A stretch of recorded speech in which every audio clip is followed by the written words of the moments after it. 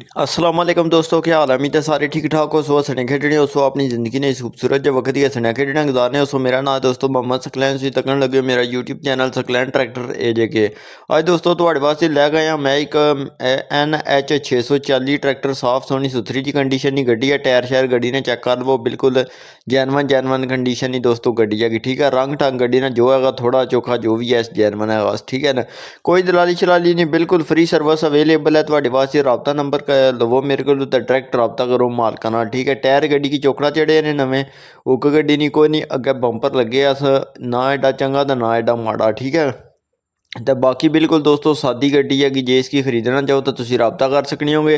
रबता करने तो पहले जे अजे तक तुम वीडियो की लाइक नहीं किया वीडियो खड़काओ लाइक, चैनल की सबसक्राइब नहीं किया सबसक्राइब कर, घंटी वाला बटन नाल लगे या उसकी प्रेस कर गालत करे कि मजीद आने वाली वीडियो है जी थोड़े तक पहुँची सके। ये बिल्कुल फ्री न दोए काम। ठीक है ना, तो हूँ चलने रबता नंबर, तो रबता नंबर लवो लिख 0349 88 86 116। WhatsApp इस पर बनी है, WhatsApp पर मैसेज